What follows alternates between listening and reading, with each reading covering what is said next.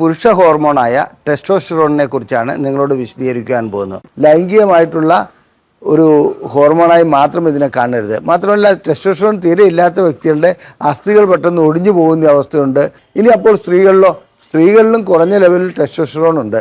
അതുകൊണ്ട് ടെസ്റ്റോസ്റ്ററോണിൻ്റെ അളവ് കൂടുകയാണെങ്കിൽ അവരിലും മീശ വരുന്നതായി കാണാം, അതുപോലെ അസ്ഥാനത്തൊക്കെ രോമം ഉണ്ടാകുന്നതായി കാണാം. മറ്റൊരിതുണ്ട്, നായ്ക്കുറണപ്പൊടി, അമുക്കുരം, ഇങ്ങനെയുള്ള ഈ ആയുർവേദത്തിലൊക്കെ ഉപയോഗിക്കുന്ന ചില ഔഷധങ്ങളുണ്ട്. അതും ടെസ്റ്റോസ്റ്ററോൺ ഉയർത്താൻ സഹായിക്കുന്നുണ്ട്.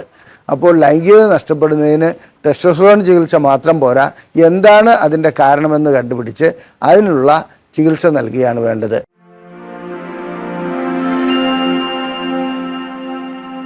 നമസ്കാരം. ഞാൻ ഇന്ന് പുരുഷ ഹോർമോണായ ടെസ്റ്റോസ്റ്ററോണിനെ കുറിച്ചാണ് നിങ്ങളോട് വിശദീകരിക്കാൻ പോകുന്നത്. പുരുഷ ഹോർമോൺ എന്ന് പറയാൻ കഴിയില്ല, സ്ത്രീകളിലും ആ ഹോർമോൺ കണ്ടുവരുന്നുണ്ട്.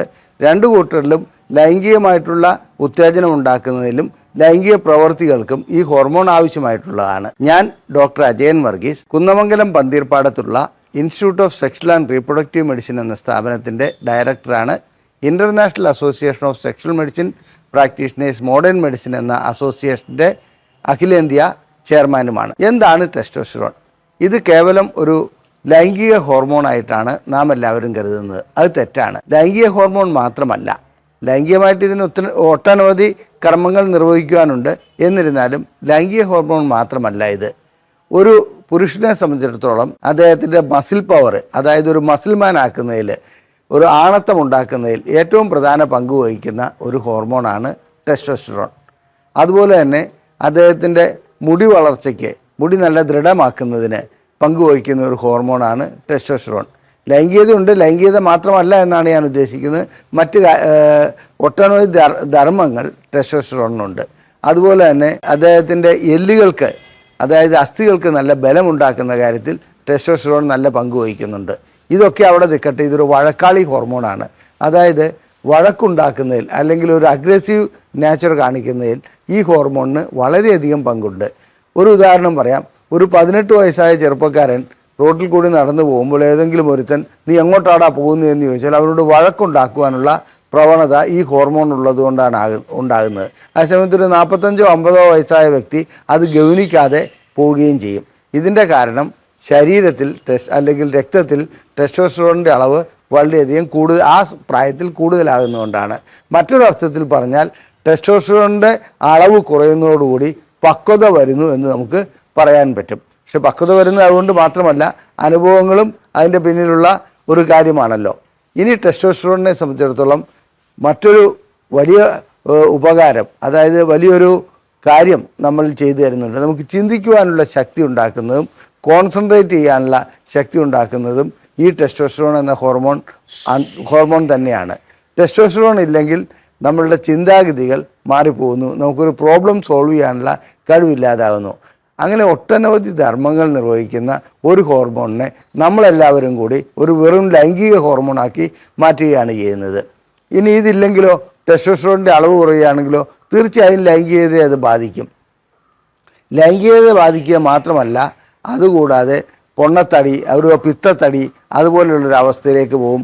ഒന്നിനും ഒരു ഊർജ്ജസ്വലത ഉണ്ടാവില്ല, ഒരു കാര്യവും ചെയ്യാനൊരു താല്പര്യം ഉണ്ടാവില്ല. അത്തരം അവസ്ഥയാണ് ടെസ്റ്റോസ്റ്ററോണിൻ്റെ അളവ് കുറയുകയാണെങ്കിൽ വരുന്നത്. അതുകൊണ്ട് തന്നെയാണ് ഞാൻ പറഞ്ഞത്, ലൈംഗികമായിട്ടുള്ള ഒരു ഹോർമോണായി മാത്രം ഇതിനെ കാണരുത്. മാത്രമല്ല, ടെസ്റ്റോസ്റ്ററോൺ തീരെ ഇല്ലാത്ത വ്യക്തികളുടെ അസ്ഥികൾ പെട്ടെന്ന് ഒടിഞ്ഞു പോകുന്ന അവസ്ഥയുണ്ട്. അവർക്ക് അസ്ഥികൾക്ക് ബലമുണ്ടാകുകയില്ല, രോമ വളർച്ച വേണ്ട രീതിയിലുണ്ടാകുകയില്ല. പിന്നെ ഒരു സുന്ദര പുരുഷനെ വാർത്തെടുക്കുന്നതിൽ, അല്ലെ ദൃഢഗാത്രനായ ഒരു പുരുഷനെ വാർത്തെടുക്കുന്നതിൽ ടെസ്റ്റോസ്റ്ററോൺ വളരെയധികം പങ്കുവഹിക്കുന്നുണ്ട്.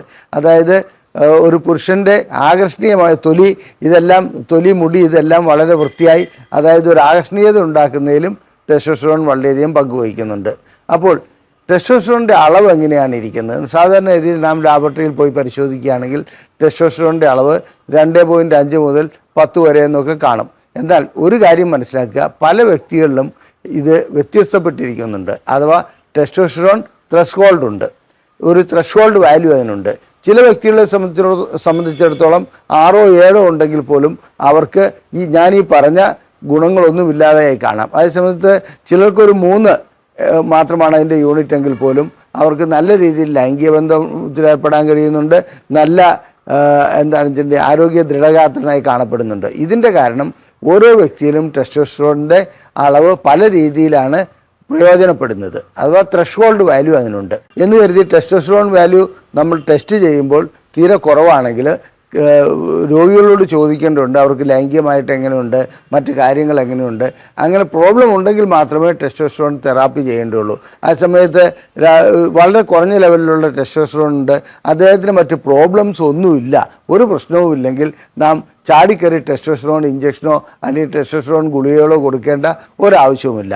അപ്പോൾ ടെസ്റ്റോസ്റ്ററോൺ എങ്ങനെയാണ് ശരീരത്തിൽ പ്രവർത്തിക്കുന്നത്, എന്തൊക്കെയാണ് അതിൻ്റെ ഗുണങ്ങളെന്ന് ഞാൻ പറഞ്ഞു കഴിഞ്ഞു. ഇനി നമുക്ക് നാച്ചുറലായിട്ട് പ്രകൃതിദത്തമായിട്ട് ഈ ടെസ്റ്റോസ്റ്ററോൺ ഉണ്ടാക്കുവാൻ വല്ല മാർഗമുണ്ടോ, അഥവാ അത് കുറവുള്ളവർക്ക് അത് കൂട്ടിക്കൊണ്ടുവരുവാനുള്ള ആഹാര രീതിയുണ്ടോ, വ്യായാമ രീതിയുണ്ടോ, എന്തെങ്കിലും മറ്റു മാർഗങ്ങളുണ്ടോ? ഉണ്ട്. തീർച്ചയായിട്ടും ടെസ്റ്റോസ്റ്ററോൺ ഉയർത്തിക്കൊണ്ടുവരുവാൻ നമുക്ക് 3 രീതിയിൽ കഴിയും. ഒന്ന് ആഹാര രീതിയിൽ എന്തൊക്കെ ആഹാരങ്ങൾ കഴിച്ചാൽ ടെസ്റ്റോസ്റ്ററോൺ ഉയരുമെന്നുള്ളത് ഞാൻ പറഞ്ഞു തരാം. അതുപോലെ തന്നെ വ്യായാമം, നല്ല രീതിയിൽ വ്യായാമം ചെയ്യുകയാണെങ്കിൽ തീർച്ചയായിട്ടും ടെസ്റ്റോസ്റ്ററോണിൻ്റെ അളവ് ഉയർന്നു വരുന്നതായി കാണാം. ഇനി മറ്റൊരു കാര്യം, ഉറക്കം. നല്ല രീതിയിൽ ഒരു 8 മണിക്കൂറോ മിനിമം ഒരു 6 മണിക്കൂറോ ഉറങ്ങുന്ന വ്യക്തികളിൽ ടെസ്റ്റോസ്റ്ററോണിൻ്റെ അളവ് കൂടി വരുന്നതായി കാണാം, അഥവാ മെയിൻറ്റെയിൻ ചെയ്ത് പോകുന്നതായി കാണാം. ഇനി ആഹാരത്തിൽ എന്തൊക്കെയാണെന്നുള്ളത് നോക്കാം. ആഹാരം ഞാൻ സാധാരണഗതിയിലുള്ള നമ്മൾ കഴിക്കുന്ന മിക്ക ആഹാരത്തിലും ടെസ്റ്റോസ്റ്ററോൺ ഉണ്ടാക്കുന്ന ഘടകങ്ങളുണ്ട്. എന്നിരുന്നാലും തേനിനകത്ത് ബോറോൺ അടങ്ങിയിട്ടുണ്ട്, അത് ടെസ്റ്റോസ്റ്ററോൺ ഉണ്ടാക്കുവാൻ ഉപകരിക്കുന്നുണ്ട്. എല്ലാവരും പറയാറുണ്ട് വെളുത്തുള്ളി ടെസ്റ്റോസ്റ്ററോൺ ഉണ്ടാക്കുമെന്ന്. വാസ്തവത്തിൽ വെളുത്തുള്ളി നല്ല ഘടകമാണ് ടെസ്റ്റോസ്റ്ററോണിൻ്റെ അളവ് കൂട്ടുന്നതിന്. പക്ഷേ വെളുത്തുള്ളി ടെസ്റ്റോസ്റ്ററോൺ ഉണ്ടാക്കുന്നതിലല്ല, കോർട്ടിസോൺ എന്ന ഒരു ഹോർമോൺ ഉണ്ട്, അത് അഡ്രിനൽ ഗ്രന്ഥിയിൽ നിന്നാണ് പുറപ്പെടുവിക്കുന്നത്. നമുക്കെന്തെങ്കിലും മാനസിക പ്രയാസം ഉണ്ടാകുമ്പോഴോ സമ്മർദ്ദം ഉണ്ടാകുമ്പോഴോ ഈ ഹോർമോൺ ശരീരത്തിലേക്ക് കൂടുതലായി ഉൽപ്പാദിപ്പിക്കപ്പെടുന്നു. അങ്ങനെ അഡ്രിനൽ ഗ്രന്ഥിയിൽ നിന്ന് ഉൽപ്പാദിപ്പിക്കപ്പെടുന്ന ആ ഹോർമോണും ടെസ്റ്റോസ്റ്ററോണും ഒരേ ഫാക്ടറിയിൽ നിന്ന്, അതായത് അഡ്രിനൽ ഗ്രന്ഥിയിൽ നിന്ന് തന്നെയാണ് വരുന്നത്. അപ്പോൾ വെളുത്തുള്ളിയിൽ അടങ്ങിയിരിക്കുന്ന ചില ഘടകങ്ങൾ, അലിസിൻ എന്ന് പറയുന്ന അത്തരം ഒരു ഘടകം ഈ കോർട്ടിസോണിൻ്റെ ഉൽപ്പാദനത്തെ തടസ്സപ്പെടുത്തുന്നു. അതുകൊണ്ട് അവിടെ കൂടുതലായി ടെസ്റ്റോസ്റ്ററോൺ ഉൽപ്പാദിപ്പിക്കപ്പെടുന്നു. അപ്പോൾ ഇൻഡയറക്ട്ലി ടെസ്റ്റോസ്റ്ററോൺ കൂടുതലായി ഉൽപ്പാദിപ്പിക്കപ്പെടുകയാണ്. ഇനി മുട്ടയിൽ വൈറ്റമിൻ D3 ഉണ്ട്, കൊളസ്ട്രോൾ ഉണ്ട്, അതുപോലെ തന്നെ മറ്റ് പ്രോട്ടീനുണ്ട്. ഇതെല്ലാം ഉള്ളതുകൊണ്ട് മുട്ടയുടെ മഞ്ഞക്കുരു, നാടൻ മുട്ടയാണ് ഏറ്റവും നല്ലത് കേട്ടോ.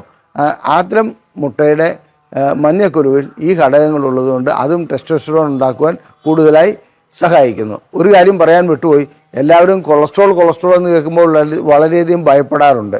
വാസ്തവത്തിൽ കൊളസ്ട്രോളിൽ നിന്നാണ് ടെസ്റ്റോസ്റ്ററോണും ഈസ്ട്രോജനും അതുപോലെയുള്ള ഹോർമോണുകൾ ഉണ്ടാകുന്നത് എന്നൊരു വസ്തുത കൂടി ഈ കൂട്ടത്തിൽ പറഞ്ഞു തരട്ടെ. അപ്പോൾ കൊളസ്ട്രോൾ അടങ്ങിയ ചില പദാർത്ഥങ്ങൾ നമുക്ക് ടെസ്റ്റോസ്റ്ററോൺ ഉൽപ്പാദിപ്പിക്കാൻ സഹായിക്കുമെന്നാണ് ഞാനിവിടെ സൂചിപ്പിച്ചത്. ഇതുകൂടാതെ ചീര നല്ലൊരു പച്ചയിലകളിൽ കൂടുതലായി ഉപയോഗിക്കേണ്ട ഒന്നാണ്. അതുവഴിക്ക് ടെസ്റ്റോസ്റ്ററോണിൻ്റെ അളവ് കൂടുതലായി ഉൽപ്പാദിപ്പിക്കുവാൻ കഴിയുന്നുണ്ട്.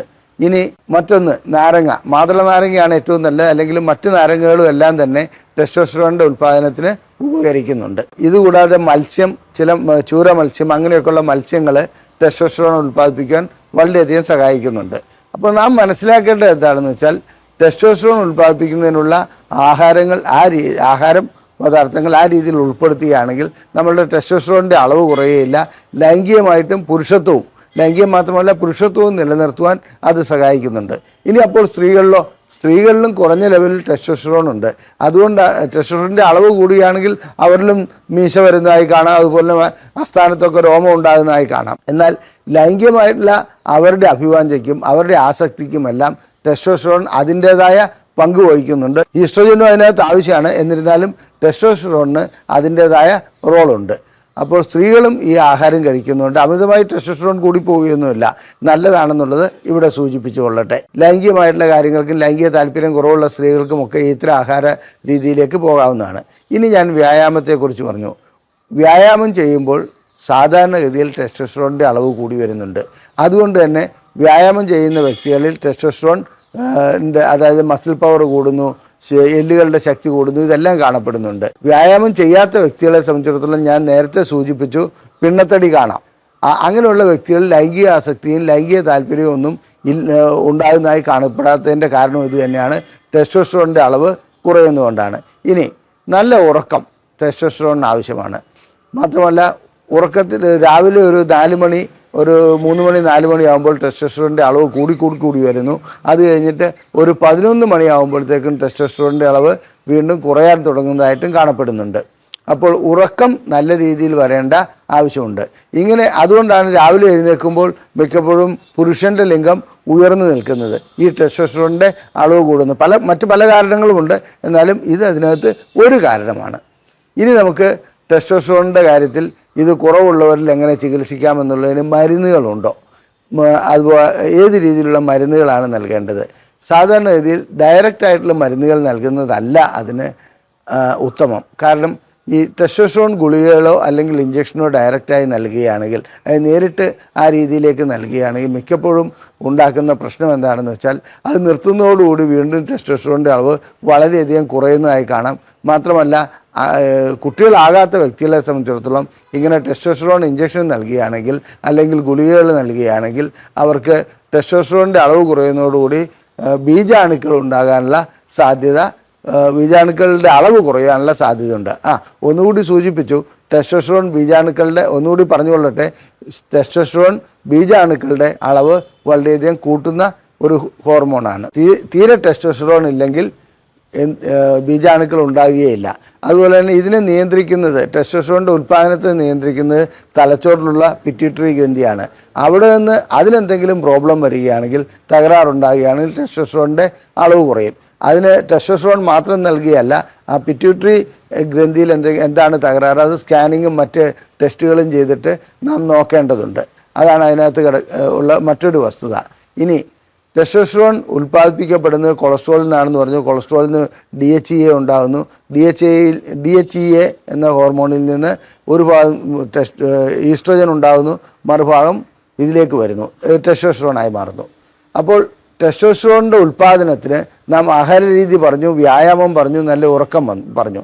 ഇതെല്ലാം ചെയ്തിട്ടും ശരിയാകാത്ത ഒരു അവസ്ഥ വരികയാണെങ്കിൽ തീർച്ചയായിട്ടും ലൈംഗികമായിട്ടുള്ള ആവശ്യം മാത്രമാണ്, അതായത് പ്രത്യുൽപാദനം, അതായത് കുട്ടികളൊക്കെ ഉള്ള ഒരു വ്യക്തിക്കാണെങ്കിൽ ടെസ്റ്റോസ്റ്ററോണിൻ്റെ ഇഞ്ചക്ഷനോ ഗുളികയോ അല്ലെങ്കിൽ ആ രീതിയിൽ തന്നെ പാച്ചുകൾ വരുന്നുണ്ട്, തൊലിയിൽ ഒട്ടിക്കാനുള്ളത് വരുന്നുണ്ട്, അതൊക്കെ ഉപയോഗിക്കുക. ഇന്ത്യയിലെല്ലാം ലഭ്യമായിട്ടില്ല. എന്നിരുന്നാലും പിന്നെ ഇപ്പോൾ പുതിയതായിട്ട് എന്നാണെന്ന് വെച്ചിട്ടുണ്ടെങ്കിൽ 3 മാസത്തേക്ക് ഒരു ഇഞ്ചക്ഷൻ ചെയ്താൽ ടെസ്റ്റോസ്റ്ററോണിൻ്റെ ലെവല് ശരിയായി നിൽക്കുന്ന രീതിയിലുള്ള ഇഞ്ചക്ഷൻ വിദേശ രാജ്യങ്ങളിൽ, അതായത് അമേരിക്കയിലും മറ്റും നിലവിൽ വന്നിട്ടുണ്ട്. ഇന്ത്യയിലേക്ക് അത് എത്തിയിട്ടില്ല. അതുകൊണ്ട് ടെസ്റ്റോസ്റ്ററോണിൻ്റെ കുറവ് വളരെയധികം ഉള്ള വ്യക്തികളെ സംബന്ധിച്ചിടത്തോളം ആ രീതിയിൽ ചികിത്സിക്കേണ്ടി വരാറുമുണ്ട്. ഇനി ലൈംഗികമായിട്ടുള്ള ഉത്തേജനത്തിന് ടെസ്റ്റോസ്റ്ററോൺ വളരെയധികം ആവശ്യമാണ്. ആ ടെസ്റ്റോസ്റ്ററോണിൻ്റെ അത് ബ്രെയിനിലും പ്രവർത്തിക്കുന്നുണ്ട്, ലിംഗത്തിലും പ്രവർത്തിക്കുന്നുണ്ട് ടെസ്റ്റോസ്റ്ററോൺ എന്ന ഹോർമോൺ. അതുകൊണ്ട് ബ്രെയിനിൽ അത് സ്റ്റിമുലേറ്റർ ആയിട്ടാണ് പ്രവർത്തിക്കുന്നത്, ലിംഗത്തിൽ അത് ദൃഢതയ്ക്ക് വേണ്ടി അത് പ്രവർത്തിക്കുന്നുണ്ട്. ഇങ്ങനെ ടെസ്റ്റോസ്റ്ററോൺ ഇല്ലാത്ത ഒരു വ്യക്തികളെ സംബന്ധിച്ചിടത്തോളം നാം നേരത്തെ സൂചിപ്പിച്ച രീതിയിലുള്ള എല്ലാം പരാജയപ്പെടുമ്പോൾ മറ്റു രീതിയിലുള്ള ഇഞ്ചക്ഷൻ അല്ലെങ്കിൽ ഗുളിക അല്ലെങ്കിൽ മറ്റു രീതിയിലുള്ള പാച്ചസ് ഇതെല്ലാം വഴി ചികിത്സിച്ചത് മാറ്റിയെടുക്കാൻ കഴിയുന്നുണ്ട്. സാധാരണഗതിയിൽ ഞങ്ങളുടെ ക്ലിനിക്കിൽ എത്തപ്പെടുന്ന പല രോഗികളിലും ടെസ്റ്റോസ്റ്ററോണിൻ്റെ കുറവ് ഞങ്ങൾ കണ്ടുവരുന്നുണ്ട്. അതിന് ടെസ്റ്റോസ്റ്ററോൺ ഏത് രീതിയിൽ ഉയർത്തിക്കൊണ്ടുവരാമെന്നുള്ളതിന് ആദ്യപടിയായി ഞങ്ങൾ സ്വീകരിക്കുന്നത് ആഹാരവും ശരിയായിട്ടുള്ള ഉറക്കവും അതുപോലെ മാനസിക സമ്മർദ്ദമുണ്ടെങ്കിൽ അത് കുറയ്ക്കലും, അതുകൂടാതെ എന്താണെന്ന് വെച്ചാൽ നിവൃത്തിയില്ലാത്ത ഘട്ടത്തിൽ മാത്രമേ ഞങ്ങൾ ഗുളികകളിലേക്ക് പോകാറുള്ളൂ. ഇനി ഞാൻ നേരത്തെ സൂചിപ്പിച്ച മറ്റൊരിതുണ്ട്, നായ്ക്കുറണപ്പൊടി, അമുക്കുരം, ഇങ്ങനെയുള്ള ഈ ആയുർവേദത്തിലൊക്കെ ഉപയോഗിക്കുന്ന ചില ഔഷധങ്ങളുണ്ട്. അതും ടെസ്റ്റോസ്റ്ററോൺ ഉയർത്താൻ സഹായിക്കുന്നുണ്ട്. അതിവിടെ പറയാതെ പോകുന്നത് തെറ്റാണ്. കാരണം അത് നമ്മൾ സാധാരണ ഇതിൽ എല്ലാവരും ചോദിക്കുന്ന ഒരു കാര്യമാണ്. നായ്ക്കുറണപ്പൊടി കഴിച്ചാൽ എൻ്റെ ലൈംഗികത വീണ്ടെടുക്കാൻ കഴിയും. പക്ഷേ അത് മാത്രം പോരാ, അതിൻ്റെ കാരണം കണ്ടുപിടിക്കണം. വെറും ടെസ്റ്റോസ്റ്ററോൺ ആണെങ്കിൽ മാത്രമേ അത് ഉപകരിക്കുകയുള്ളൂ. ടെസ്റ്റോസ്റ്ററോൺ നോർമലായ വ്യക്തിക്ക് ഇങ്ങനെയുള്ള ചികിത്സ നൽകിയിട്ട് പ്രത്യേകിച്ച് ഗുണം കിട്ടാത്തത് അതുകൊണ്ടാണ്. ഇനി ഒരു വ്യക്തിക്ക് ലൈംഗികാസക്തി അമിതമാക്കുവാൻ വേണ്ടി ടെസ്റ്റോസ്റ്ററോൺ കുത്തിവെക്കുകയോ അല്ലെങ്കിൽ ഇഞ്ചക്ഷൻ ചെയ്യുകയോ ചെയ്യാമോ? അങ്ങനെ ചെയ്യുകയാണെങ്കിൽ സാധാരണഗതിയിൽ ദോഷഫലങ്ങളാണ് ഉണ്ടാകുക. അദ്ദേഹത്തിന് മറ്റ് ബുദ്ധിമുട്ടുകളുണ്ടാകുകയും ഭാവിയിൽ അത് വലിയൊരു പ്രശ്നത്തിലേക്കും പോകും. ടെസ്റ്റോസ്റ്ററോൺ നോർമലാണെന്നുണ്ടെങ്കിൽ ടെസ്റ്റോസ്റ്ററോൺ തെറാപ്പി ഒരിക്കലും ചെയ്യരുത്. ഇനി സ്ത്രീകളിൽ കണ്ടുവരുന്ന ആർത്തവ വിരാമം പോലെ പുരുഷന്മാരിലും ആൻഡ്രോപ്പോസ് എന്ന ഒരു അവസ്ഥയുണ്ട്. അതായത് ലൈംഗികതയ്ക്കൊരു വിരാമം വരുന്ന 30 വയസ്സിന് ശേഷം ടെസ്റ്റോസ്റ്ററോണിൻ്റെ അളവ് ഓരോ വർഷവും കുറഞ്ഞു വരുന്നതായി കാണാം. അങ്ങനെ എത്തുമ്പോൾ ഒരു 45, 50, 60 വയസ്സാകുമ്പോഴത്തേക്കും ടെസ്റ്റോസ്റ്ററോൺ വേണ്ടത്ര ഇല്ലാത്ത അല്ലെങ്കിൽ പോരായ്മ വരുന്ന ഒരു അവസ്ഥ വരാം. ഇതിനാണ് ആൻഡ്രോപ്പോസ് എന്ന് പറയുന്നത്. അത് ഇല്ലാതാക്കുവാൻ സാധാരണ ഇതിൽ അല്ലെങ്കിൽ ആൻഡ്രോപ്പോസിനെ നമ്മൾ ഒഴിവാക്കുവാൻ വേണ്ടി ഹോർമോൺ റീപ്ലേസ്മെൻറ്റ് തെറാപ്പിയേക്കാളും നല്ലത് നേരത്തെ തന്നെ നമ്മളിതിനെ മനസ്സിലാക്കി, അതായത് നമുക്കിങ്ങനെ ഒരു അവസ്ഥ ഉണ്ടാകുമെന്ന് മനസ്സിലാക്കി സ്ഥിരമായി വ്യായാമം ചെയ്യുക, ഞാൻ നേരത്തെ സൂചിപ്പിച്ച ആഹാരങ്ങൾ കഴിക്കുക, അതിനനുസരിച്ച് നല്ല ഉറക്കത്തിലേക്ക് പോവുക, മാനസിക സമ്മർദ്ദം ഇല്ലാതാക്കുക. ഇനി അങ്ങനെ വന്നു കഴിഞ്ഞാൽ തന്നെ ഞങ്ങളെ സംബന്ധിച്ചിടത്തോളം ഞങ്ങളുടെ ക്ലിനിക്കിൽ എത്തുന്ന പല വ്യക്തികൾക്കും ഞങ്ങൾ ഇതോടൊപ്പം തന്നെ ടെസ്റ്റോസ്റ്ററോണിൻ്റെ ട്രീറ്റ്മെൻറ്റ് നടത്തി, ഹോർമോൺ റീപ്ലേസ്മെൻറ്റ് തെറാപ്പി നടത്തി ആ രീതിയിലുള്ള ലൈംഗികത വീണ്ടെടുക്കാൻ കഴിയുന്നുണ്ട്. പ്രായമാകും തോറും പ്രമേഹം വരാം, പ്രഷർ വരാം, കൊളസ്ട്രോൾ വരാം, അതുപോലെ തന്നെ സ്വാഭാവികമായും ടെസ്റ്റോസ്റ്ററോണിൻ്റെ അളവ് കുറയും. അതുകൊണ്ടാണ് ലൈംഗികത നഷ്ടപ്പെടുന്നത്. അപ്പോൾ ലൈംഗികത നഷ്ടപ്പെടുന്നതിന് ടെസ്റ്റോസ്റ്ററോൺ ചികിത്സ മാത്രം പോരാ, എന്താണ് അതിൻ്റെ കാരണമെന്ന് കണ്ടുപിടിച്ച് അതിനുള്ള ചികിത്സ നൽകുകയാണ് വേണ്ടത്. നമ്മൾ ഒറ്റയടിക്ക് എടുത്ത് ചാടുകയല്ല വേണ്ടത്. എനിക്ക് ഇത്ര വയസ്സായി, എൻ്റെ ടെസ്റ്റോസ്റ്ററോൺ കുറവാണ്, അതുകൊണ്ട് ഞാനിതാ ടെസ്റ്റോസ്റ്ററോൺ തെറാപ്പി അങ്ങ് ചെയ്തേക്കാം, ഏതെങ്കിലും ഗുളിക ഇതിൽ പോയി വാങ്ങിയേക്കാം, മെഡിക്കൽ ഷോപ്പിൽ പോയി വാങ്ങിയേക്കാം. ഇന്ന് സാധാരണഗതിയിൽ വളരെയധികം ഗുളികകൾ ആയുർവേദത്തിലും എല്ലാത്തിലും ഈ പേര് ഉപയോഗിച്ച് ടെസ്റ്റോ ക്യാപ്പ് അങ്ങനെ പല രീതിയിലുള്ള മരുന്നുകൾ വരുന്നുണ്ട്. ഇതിൻ്റെയൊക്കെ കണ്ടൻറ്റ് എന്താണെന്നോ ഇത് ടെസ്റ്റോസ്റ്ററോൺ ഉൽപ്പാദിപ്പിക്കുമോ അല്ലെങ്കിൽ അത് ഗുണമാണോ ദോഷമാണോ എന്നുള്ള വ്യക്തമായ പഠനങ്ങൾ നടത്തേണ്ടതുണ്ട്.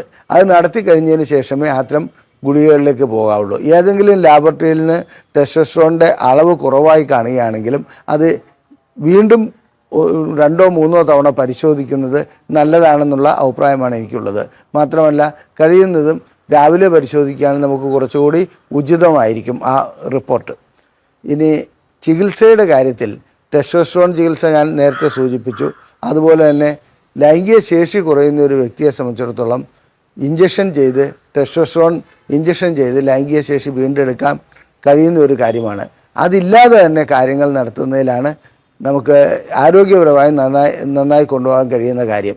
അതല്ലാതെ എല്ലാത്തിനും ഒരു ഇഞ്ചക്ഷൻ അല്ലെങ്കിൽ അങ്ങനെ ഒരു ഇതിലേക്ക് പോകുന്നതിനേക്കാളും നാം സ്വയം അതിനെ, അതായത് വ്യായാമത്തിൽ കൂടിയും ഉറക്കത്തിൽ കൂടിയും നല്ല ഉറക്കത്തിൽ കൂടിയും അതുപോലെ തന്നെ ഇതിൻ്റെ ആഹാരങ്ങളിൽ മാറ്റം വരുത്തിയും നമുക്ക് ടെസ്റ്റോസ്റ്ററോണിനെ വീണ്ടെടുക്കുവാൻ കഴിയും. ലൈംഗികമായിട്ടുള്ള എല്ലാ പ്രശ്നങ്ങൾക്കും ചികിത്സ നൽകുന്ന ഒരു സ്ഥാപനമാണ് ISRM.